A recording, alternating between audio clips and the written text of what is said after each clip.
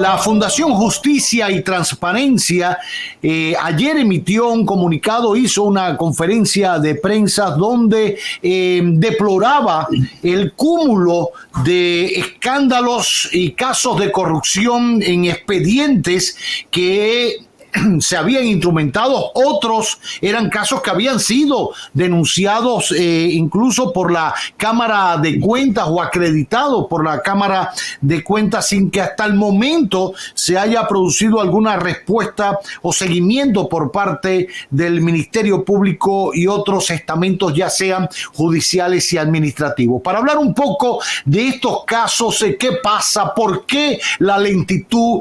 ¿Por qué la gente comienza a perder un poquito de fe con este y otros casos? Me place muchísimo recibir esta tarde en nuestro magazine al presidente de la Fundación Justicia y Transparencia, Trajano Potentini. Doctor, gracias por acompañarnos. Gracias a ti, afecto, aprecio, ¿verdad? Y a los que conforman ese gran equipo. De esto no tiene nombre y nosotros pues prestos siempre a compartir, a interactuar sobre estos temas que definitivamente son parte de ese menú que nosotros hemos denominado como del interés nacional.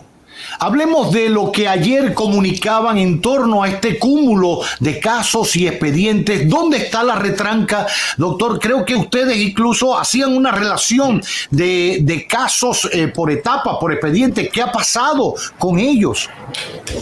Sí, ciertamente para nosotros es motivo de gran preocupación el cúmulo, la cantidad de casos, no solamente varados en los tribunales de la República, casos concretos en la fase previa, la fase inicial de investigación del Ministerio Público, sino muchos de ellos que se hace eco la prensa nacional, el rumor público y más aún algunos de ellos también, pues, si se quiere, pues certificados a través de lo que son pues ya auditorías de Cámara de Cuentas y en otros casos concretos, investigaciones especiales que esta entidad también ha desarrollado. Yo tendré siempre que reconocer que este Ministerio Público ha hecho lo que nunca se habría hecho. Los anteriores Ministerios Públicos, pues, a la hora de certificar, de hacer un levantamiento de su labor, era mínima la labor, era mínimo el trabajo, pero ahora pues se han encauzado pocos expedientes, pero se han encauzado expedientes de gran calado, expedientes de gran trascendencia. No obstante, habría que recordar que doña Miriam Germán, en un momento, hace ya pues unos 2 años, decía que se estaban analizando, que se estaban estudiando unos 400 expedientes y que se estarían pues sometiendo o ese seguimiento puntual, pero a la hora de la verdad, en lo que es este proceso, apenas van unos 10 o 11 expedientes, que es lo que conocemos. Y la preocupación es que ese inventario, ese levantamiento, por mencionar algunos de esos casos, no vemos que ni se ha aperturado investigación, ni hay detalles, ni hay resultados. Caso concreto, por ejemplo, la venta de los terrenos del denominado llamado canódromo en una oportunidad ya por parte del Banco Central a un funcionario del actual gobierno, un ministro. Otro de los casos, el insólito por demás desde el PROPE, la alfabetización de unas 350 personas donde se habrían gastado unos 600 millones de pesos. Estamos hablando de más de 1.700.000 pesos por alfabetizado, lo cual constituye un motivo de escándalo y más aún de preocupación. Asimismo vimos que en relación a la administración de la UAS, Iván Grullón, en aquel entonces del 2014 al 2017, lo que fuera esa gestión, se habla pues de irregularidades por el orden de miles de millones de pesos, sin que hasta ahora pues se haya aperturado, se le haya dado seguimiento a una investigación sobre el particular. Asimismo pues pudimos también observar cómo en el INAVI, en la gestión del 21 al 22, el director, no este, sino el anterior, licitaciones que dan cuenta de más de 12.000 millones de pesos, también con serias irregularidades en lo que tiene que ver con la asignación y el reparto de las raciones alimenticias. Recientemente, pues una investigación especial de Cámara de Cuentas en relación a ese acontecimiento de festividades navideñas pasadas y de unos contratos y que envuelve pues a gran parte de los artistas de mucha tradición, personas de mucho aporte, pero marginado de lo que fuera el proceso legal, como lo ha planteado la Dirección General de Compras y Contrataciones Públicas. Y más aún, vemos también el caso de la Odebrecht, que para mí constituye una tomadura de pelo, y más aún, que es lo perturbador de todo esto, de que un caso de 92 millones de dólares en soborno envuelve, ¿verdad?, más de 5.000 millones de pesos, y que supuso algo como una cobertura transnacional, como lo era ese de gran calado a nivel de corrupción, que movilizó a todo la conciencia internacional alrededor de esto, que hizo implosión de Odebrecht en aquel momento. Solamente se nos estén presentando 2 personas como los culpables.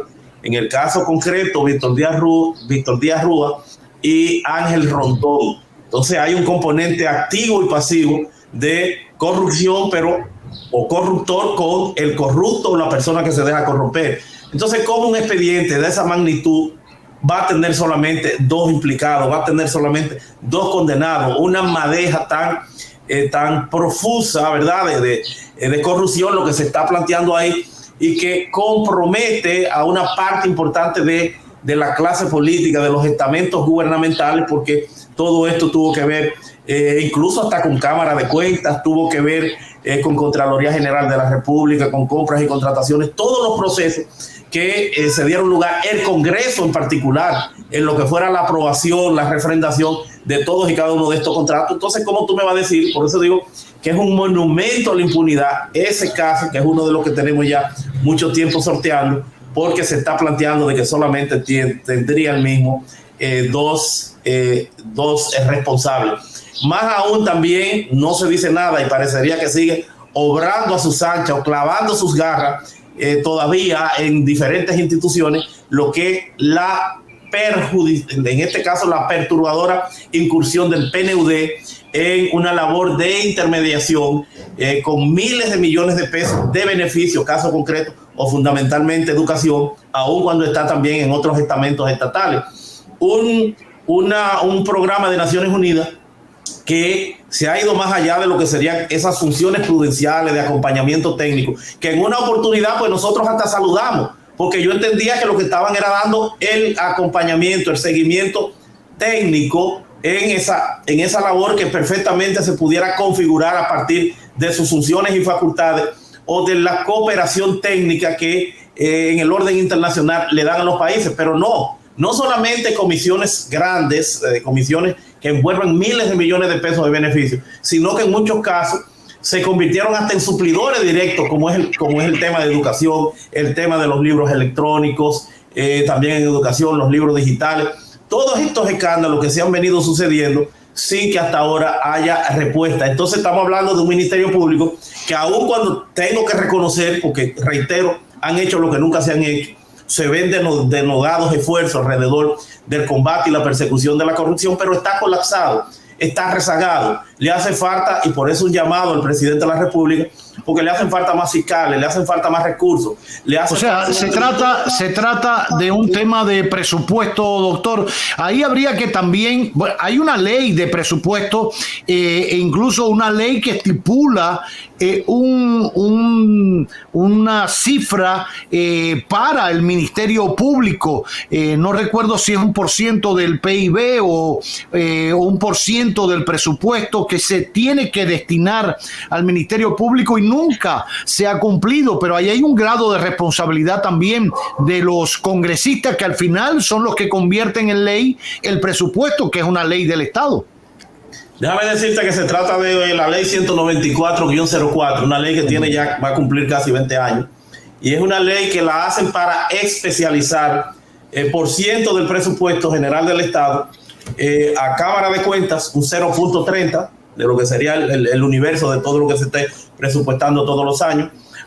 En el caso también de un 4 puntos para lo que sería el Ministerio Público y el Poder Judicial, un 0.35 de lo que le corresponde, del 4 puntos tanto, para el Ministerio Público, que nunca se ha observado, y también para los diputados y senadores, que tienen entonces una cantidad de recursos en virtud de esa ley que nunca agotan, que nunca gastan. desde luego es una irresponsabilidad mayúscula todas esas leyes que especializan por ciento, claro. Porque a la hora, si se cumplieran, ciertamente es otro problema que tenemos que reconocer, si se cumpliera nos vamos a encontrar entonces que no va a quedar... No alcanza el presupuesto. No hay dinero. No hay de dónde. No hay, porque posiblemente wow. Han comprometido más del 50% del presupuesto. Entonces hay algunos esquemas que bien pudieran utilizarse, como es el caso particular, que ese está deslindado, ese está un poquito apartado del tema presupuestario porque está supeditado a una situación particular o están, como es la Dirección General de Aduana, que le corresponde un 4% de lo que ellos recauden y de igual forma también la Dirección General de Impuestos Internos que le corresponde un 2%. Nosotros hemos planteado, hemos reiterado, y tú ves ahora mismo el escarceo que hay de los abogados a nivel nacional, sobre todo en... Se nos fue. Ah, caramba, sí. Se frizó. Perdimos la comunicación con Trajano Potentini, presidente de Justicia y Transparencia, la fundación, y estábamos hablando precisamente de estos temas vinculados a los casos. Ahí está. Doctor. Sí, la habíamos perdido. Perdimos la conexión. Usted hablaba, nos quedamos en el momento en que decía que había unas partidas que estaban vinculadas directamente a las recaudaciones. En el caso de aduana, el 4% de lo que recaudan va a su presupuesto, y en el caso de la Dirección General de Impuestos Internos, hasta un 2% de lo que recaudan. Todo eso es correcto, porque estas son entidades, instituciones que dependen de ese proceso de automatización. Son recaudadoras. De seguimiento. Claro, tienen que estar engrasadas, tienen que estar aceitadas para cada vez ser más eficientes en estos temas. O sea que es una gestión que yo la extrapolo, la llevo a lo que sería el Poder Judicial con la administración que le corresponde de la jurisdicción inmobiliaria, de que a ellos le corresponde gestionar lo que es ese proceso de esas tasas, de esos impuestos por concepto de temas que son atinentes a lo que es el desarrollo de cualquier país, la certidumbre jurídica en relación a los negocios, a la hora de tú hacer una hipoteca, a la hora de tú transferir un título. Entonces bien pudiéramos especializar un % de eso que le corresponde al Poder Judicial, que ahora mismo lo están calificando, lo están criticando por ineficiente, sobre todo en la región del Cibao, los abogados, porque hace falta logística, porque hace falta personal para dar un mejor servicio y por qué no para recaudar más. Entonces lo que tendría que ver con la justicia y ello llevarlo incluso a cuesta a la parte del Ministerio Público, que no tiene que ver mucho con ese ámbito, porque el Ministerio Público es estricta y exclusivamente, aun cuando tiene una jurisdicción de un abogado del Estado, pero es para la persecución penal, es la política criminal del Estado. Entonces se especializa de la jurisdicción inmobiliaria un % de lo que ellos recauden, que eso se hace un estudio, y va a tener garantizado el Poder Judicial todos los años un buen presupuesto de donde puede planificarse y no depender como poder cenicienta del Estado de un gobierno que será lo que quiera designarle o asignarle por el tema político del presupuesto general del Estado. Y cuando se habló de crear un ministerio, no se habló también de por esa vía y en ese momento otorgarle ese presupuesto al área de la justicia. No, eso no se tocó. Ciertamente no, porque el Ministerio de Justicia planteado, que es bueno que se discuta, que se analice y se conozca,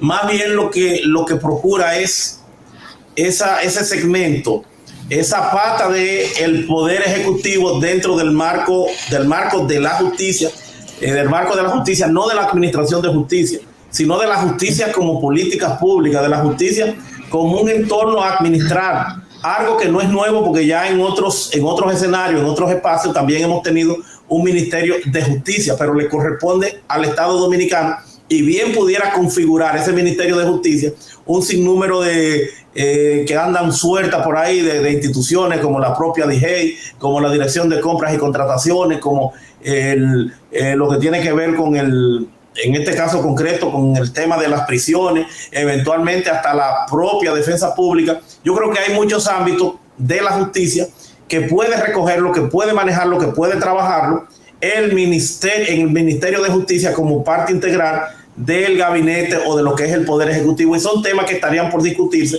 pero no tienen que ver en concreto nada con lo que sería ya el proceso de administración de justicia. Sí, un auxiliar con algunos aspectos, algunos temas, pero son cosas muy diferenciadas porque son estatutos diferentes, uno para los fiscales y otro para los jueces.